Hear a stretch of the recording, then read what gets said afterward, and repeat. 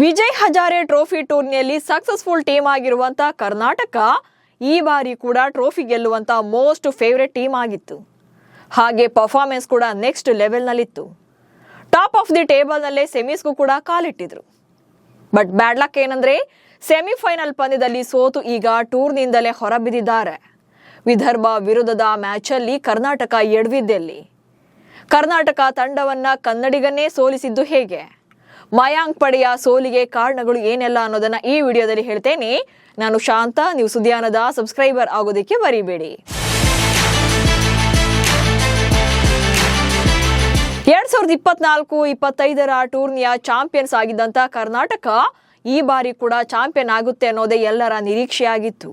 ಆದರೆ ಬೆಂಗಳೂರಿನ centre of excellence ನಲ್ಲಿ ನಡೆದ ಮೊದಲ ಸೆಮಿಫೈನಲ್ ಪಂದ್ಯದಲ್ಲಿ ವಿದರ್ಭ ತಂಡ ಕರ್ನಾಟಕವನ್ನ ಸೋಲಿಸಿ ಫೈನಲ್ಗೆ ಲಗ್ಗೆ ಇಟ್ಟಿದೆ.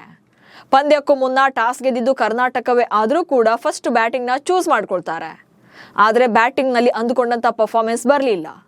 ಲೀಗ್ ಹಂತಗಳಲ್ಲಿ ಸಂಪೂರ್ಣವಾಗಿ ಡಾಮಿನೇಟ್ ಅನ್ನ ಮಾಡಿ ಗೆಲುವು ಸಾಧಿಸಿದ ಕರ್ನಾಟಕ ಫೈನಲ್ಗೆ ಇನ್ನೊಂದೇ ಹೆಜ್ಜೆ ಇರುವಾಗ ಎಡವಿದೆ. ಬ್ಯಾಟಿಂಗ್ ನಲ್ಲೇ ಲೋ ಸ್ಕೋರ್, ಬೌಲಿಂಗ್ ಕೂಡ ವೀಕ್. ಇನ್ನು ಮೊದಲು ಬ್ಯಾಟಿಂಗ್ ಮಾಡಿದಂತ ಕರ್ನಾಟಕದ ಪರ ನಾಯಕ ಮಯಾಂಕ್ ಅಗರ್ವಾಲ್ ಹಾಗೆ ದೇವದತ್ ಪಡಿಕ್ಕಲ್ ಇನ್ನಿಂಗ್ಸ್ ಅನ್ನ ಆರಂಭ ಮಾಡ್ತಾರೆ. ಬ್ಯಾಡ್ ಲಕ್ ಅಂದ್ರೆ ಆರಂಭದ ಓವರ್ಗಳಲ್ಲೇ ರನ್ಗಳು ಬರಲಿಲ್ಲ. 4ನೇ ಓವರ್ನಲ್ಲೇ 9 ರನ್ ಗಳಿಸಿ ಮಯಾಂಕ್ ಔಟ್ ಆದ್ರೆ 19 ಬಾಲ್ಗಳಲ್ಲಿ 1 4 ಹೊಡೆದು ಪಡಿಕ್ಕಲ್ ವಿಕೆಟ್ ಅನ್ನು ಒಪ್ಪಿಸ್ತಾರೆ. ನಾಯಕ ಮಯಾಂಕ್ ಅಗರ್ವಾಲ್ 9 ರನ್ ಹಾಗೆ ದೇವದತ್ ಪಡಿಕ್ಕಲ್ ಕೇವಲ 4 ರನ್ ಅಷ್ಟೇ ಬಂದಿದ್ದು ಇಲ್ಲಿ ಎಫೆಕ್ಟ್ ಆಗುತ್ತೆ. ಈ ಮೂಲಕ ಕರ್ನಾಟಕ ತಂಡ ಕೇವಲ 20 ರನ್ಗಳಿಗೆ ಪ್ರಮುಖ 2 ವಿಕೆಟ್ಗಳನ್ನ ಕಳ್ಕೊಂಡಾಗಿತ್ತು. ಓಪನರ್ಗಳು ಸಿಂಗಲ್ ಡಿಜಿಟ್ಗೆ ಔಟ್ ಆದ್ಮೇಲೆ ಕರುಣ್ ನಾಯರ್ ಕ್ರೀಸ್ ಕಚ್ಚಿ ಆಡ್ತಾರೆ. 76 ರನ್ಗಳನ್ನ ಕಲೆ ಹಾಕಿ ಅವರು ಕೂಡ ಔಟ್ ಆಗ್ತಾರೆ. ಇನ್ನು ಕೃಷ್ಣ ಶ್ರೀಜಿತ್ ಅವರು ಅರ್ಧ ಶತಕ ಬಾರಿಸಿದ್ರೆ ಶ್ರೇಯಸ್ ಗೋಪಾಲ್ 36 ರನ್ ಗಳಿಸಿ ಸಪೋರ್ಟ್ ನೀಡಿದ್ರು. ಅಂತಿಮವಾಗಿ ಇನ್ನೂ 2 ಎಸೆತಗಳು ಬಾಕಿ ಇರುವಂತೆ 280 ರನ್ಗಳಿಗೆ ಆಲ್ಔಟ್ ಆಗಬೇಕಾಯಿತು ಕರ್ನಾಟಕ. ಸೊ ಅಲ್ಲಿಗೆ 281 ರನ್ಗಳನ್ನ ಟಾರ್ಗೆಟ್ ಅನ್ನ ನೀಡಲಾಯಿತು.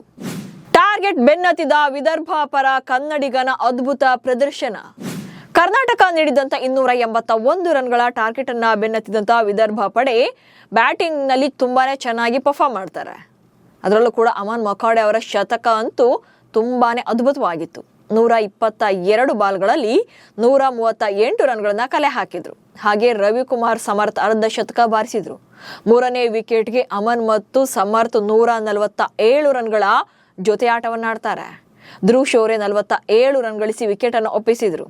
ಈ ಮೂಲಕ 46.2 ಓವರ್ಗಳಲ್ಲೇ 4 ವಿಕೆಟ್ ನಷ್ಟಕ್ಕೆ 284 ರನ್ಗಳನ್ನ ಬಾರಿಸಿ ವಿದರ್ಭ ಗೆಲುವನ್ನ ಸಾಧಿಸಿತು. ಅಷ್ಟಕ್ಕೂ ವಿದರ್ಭ ಪರ ಮ್ಯಾಚ್ ವಿನ್ನಿಂಗ್ ಪರ್ಫಾರ್ಮೆನ್ಸ್ ನೀಡಿದಂತ ಆರ್ ಸಮರ್ಥ್ ಕರ್ನಾಟಕದವರೇ ಆಗಿದ್ದಾರೆ. ಹಿಂದಿನ ಆವೃತ್ತಿಗಳಲ್ಲಿ ಕರ್ನಾಟಕ ಪರ ಆಡಿದ್ದಂತ ರವಿಕುಮಾರ್ ಸಮರ್ಥ್ ಈಗ ವಿದರ್ಭ ತಂಡದ ಪರ ಆಡ್ತಿದ್ದಾರೆ.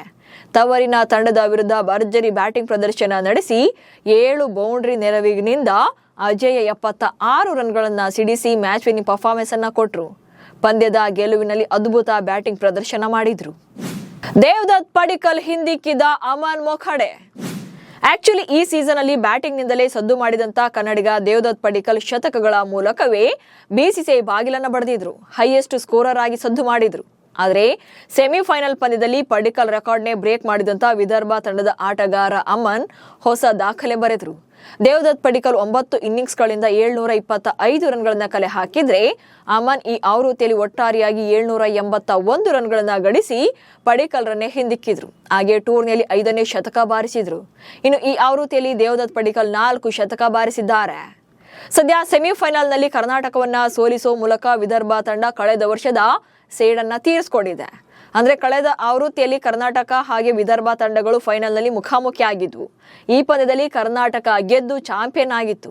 ಈಗ ಕರ್ನಾಟಕವನ್ನ ಸೋಲಿಸಿ ವಿದರ್ಭ ಸೇಡು ತೀರಿಸಿಕೊಳ್ಳೋದರ ಜೊತೆಗೆ ಸತತ 2ನೇ ಬಾರಿಗೆ ಫೈನಲ್ಗೆ ಲಗ್ಗೆ ಇಟ್ಟಿದೆ. ಕರ್ನಾಟಕದ ಟಾಪ್ ಆರ್ಡರ್ ಬ್ಯಾಟರ್ಗಳ ಫೇಲ್ಯೂರ್, ಬೌಲರ್ಗಳ ಕಳಪೆ ಪ್ರದರ್ಶನಕ್ಕೆ ಮಯಾಂಕ್ ನಾಯಕತ್ವದ ಕರ್ನಾಟಕ ಟೂರ್ನಿಯಿಂದಲೇ ಹೊರಬಿದ್ದಿದೆ. ಪ್ರತಿಷ್ಠಿತ ರಾಷ್ಟ್ರೀಯ ಟೂರ್ನಿಯಲ್ಲಿ ಟ್ರೋಫಿ ಗೆಲ್ಲುವಂತ ಚಾನ್ಸ್ ಅನ್ನ ಮಿಸ್ ಮಾಡ್ಕೊಂಡಿದ್ದಾರೆ. ಆದರೆ ಅಂತಿಮವಾಗಿ ಬೆಟರ್ ಲಕ್ ನೆಕ್ಸ್ಟ್ ಟೈಮ್ ಅಂತ ಹೇಳೋದಷ್ಟೇ ಇಲ್ಲಿರುವಂತ ದಾರಿ. ನಮಸ್ಕಾರ.